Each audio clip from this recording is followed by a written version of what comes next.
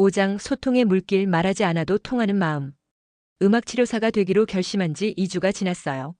민준이는 매일 관련 자료를 찾아보고 있었어요. 엄마, 이 대학 음악치료학과 정말 좋은 것 같아요.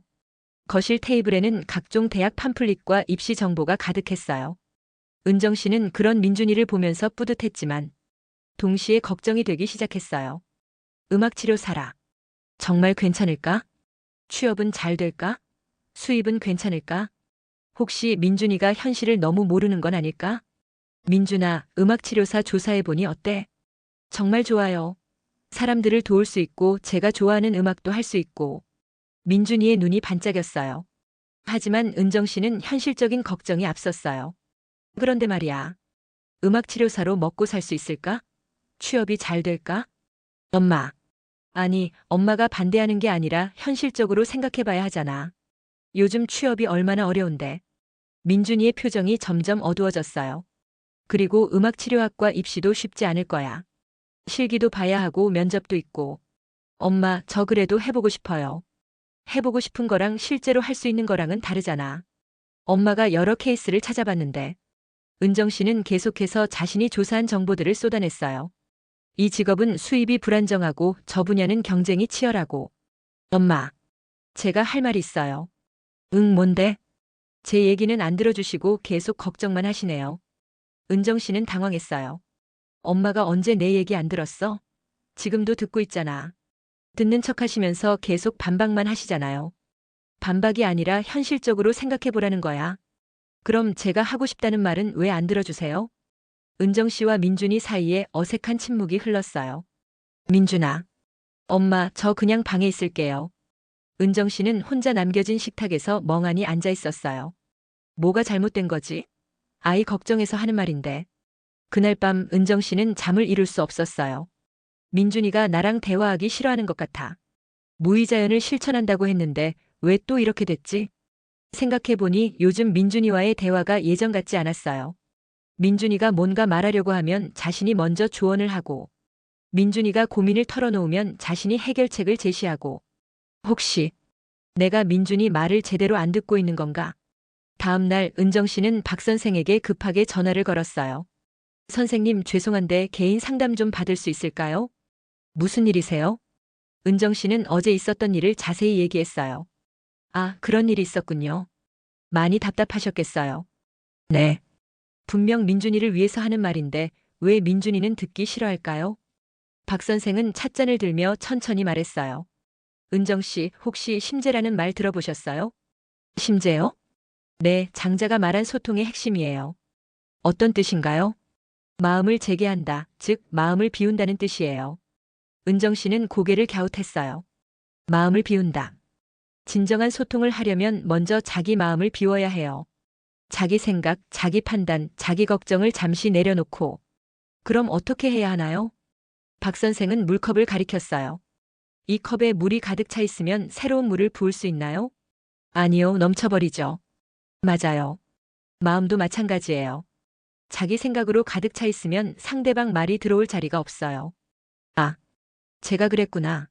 민준이가 말하려고 할 때 은정 씨 마음에는 이미 걱정과 조언이 가득 차 있었을 거예요. 맞아요. 민준이가 음악치료사라고 말하는 순간부터 저는 이미 위험해, 현실적이지 않아라는 생각뿐이었어요. 그럼 민준이 진짜 속마음은 들으신 적이 있으세요? 은정 씨는 잠시 생각해 봤어요. 글쎄요. 없는 것 같아요. 박 선생은 미소를 지으며 말했어요. 장자는 이렇게 말했어요. 듣는 것을 그치고 마음으로 들어라. 마음으로 듣는다는 게 뭔가요? 상대방의 감정을 듣는 거예요. 말 속에 숨어 있는 진짜 마음을 듣는 거죠. 예를 들면요. 민준이가 음악치료사가 되고 싶다고 할 때 은정 씨는 위험하다는 걸 들으셨죠. 하지만 민준이 입장에서는 드디어 내가 하고 싶은 일을 찾았다는 기쁨이었을 수도 있어요. 아, 은정 씨는 충격을 받았어요. 정말로 민준이의 기쁨은 전혀 보지 못했던 거예요. 그럼 어떻게 들어야 하나요? 우선 조언하려는 마음을 내려놓으세요. 그냥 민준이가 무슨 말을 하고 싶어 하는지만 들어보세요. 쉽지 않을 것 같은데요. 처음엔 어려워요. 하지만 연습하면 됩니다. 오늘 집에 가서 한번 해보세요. 집으로 돌아가는 길에 은정 씨는 다짐했어요. 오늘은 정말로 민준이 말만 들어보자. 조언하고 싶어도 참자. 걱정되어도 일단 들어보자. 집에 도착했을 때 민준이는 거실에서 기타를 치고 있었어요. 평소 같았으면 공부는 했어? 하고 물어봤을 텐데. 오늘은 달랐어요. 민준아, 좋은 곡이네. 뭐야? 아, 이거요? 제가 만든 거예요. 어? 내가 작곡한 거야? 네. 어제 기분이 안 좋아서 만들어 봤어요. 평소 같았으면 기분이 안 좋다고 공부 안 하고 기타 치면 어떡해? 했을 텐데. 은정 씨는 참았어요. 어떤 기분을 표현한 거야? 민준이는 의외라는 표정을 지었어요. 어? 엄마가 그런 걸 물어보시네? 그냥 궁금해서. 민준이는 잠시 망설이다가 말했어요. 사실 좀 답답했어요. 답답했다고? 네. 제가 하고 싶은 일을 찾았는데 왜 다들 걱정만 하는지. 은정 씨는 조언하고 싶은 마음을 꾹 참았어요. 대신 물어봤어요. 그때 어떤 기분이었어? 설레면서도 불안했어요. 엄마가 지지해 주실까 걱정도 되고. 설레었다고? 네. 처음으로 제 인생에 확신이 생긴 느낌이었거든요. 은정 씨는 그제서야 깨달았어요. 민준이의 진짜 마음은 설렘이었는데 자신은 걱정만 받던 거예요. 민준아, 엄마가 그 설렘을 망쳐버렸구나. 미안해. 민준이는 깜짝 놀랐어요. 엄마? 엄마가 내 마음을 제대로 듣지 못했어. 내가 얼마나 기뻤을지 생각도 못했고. 엄마가 저를 걱정해 주시는 거 알아요. 알지만 그 걱정이 내 꿈을 지지하지 못했네. 민준이의 눈이 촉촉해졌어요. 엄마, 정말 이해해 주세요? 응, 이제 알겠어. 내가 얼마나 간절한지. 엄마. 민준이가 은정 씨를 꽉 안았어요. 민준아, 앞으로는 엄마가 조언하기 전에 내 마음부터 들어볼게. 고마워요, 엄마. 그런데 민준아, 엄마가 궁금한 게 있어. 뭐요? 음악 치료사가 되고 싶다는 마음이 언제부터 생겼어? 이번에는 조언이 아닌 진짜 궁금함으로 물어봤어요. 민준이는 눈을 반짝이며 말하기 시작했어요. 사실 중학교 때부터였어요. 할머니가 아프셨을 때. 할머니? 네, 기억나세요? 할머니가 입원하셨을 때 제가 기타 가져가서 연주해 드렸잖아요. 아, 그때. 할머니가 그때 처음으로 웃으셨거든요. 아프다고 하시던 분이. 은정 씨는 그때를 떠올렸어요. 맞다. 할머니가 민준이 연주 들으시고 정말 좋아하셨지. 그때 느꼈어요. 음악이 사람을 위로할 수 있다는 걸. 그래서 음악 치료사를. 네. 그리고 요즘에도 친구들이 스트레스 받을 때 제가 만든 곡 들려주면 기분이 좋아져요. 민준이가 이렇게 깊은 생각을 하고 있었다니.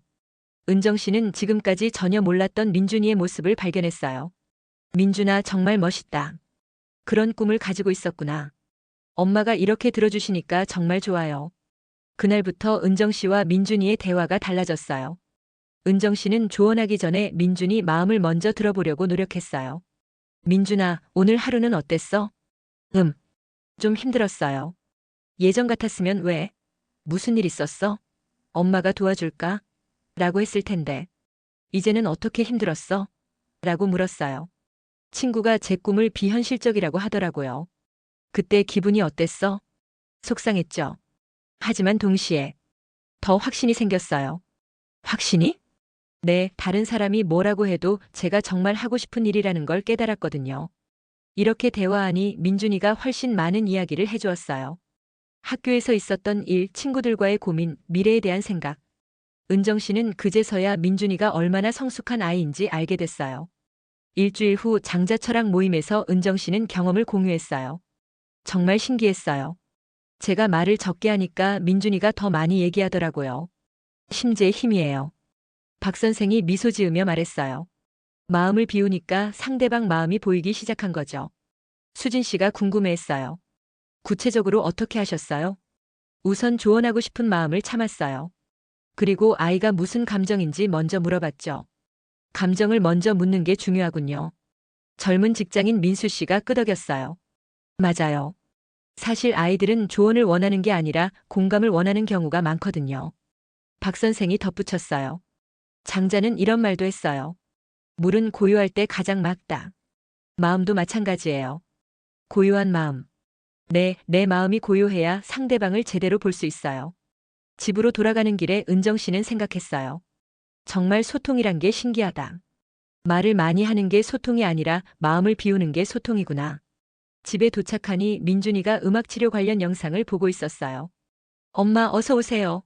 정말 좋은 영상 찾았어요. 어떤 영상인데? 실제 음악치료사 선생님이 환자들과 상담하는 영상이에요. 민준이는 신나서 영상을 보여줬어요. 봐요, 엄마. 저 환자분이 처음에는 말도 안 하시다가 음악 들으시고 나서 마음을 여시는 거예요. 정말 신기하다. 음악이 이런 힘이 있구나. 네. 그래서 더 하고 싶어져요. 은정 씨는 민준이의 열정적인 모습을 보며 확신했어요. 이게 바로 민준이의 진짜 모습이구나. 그날 밤 은정 씨와 민준이는 늦게까지 대화했어요.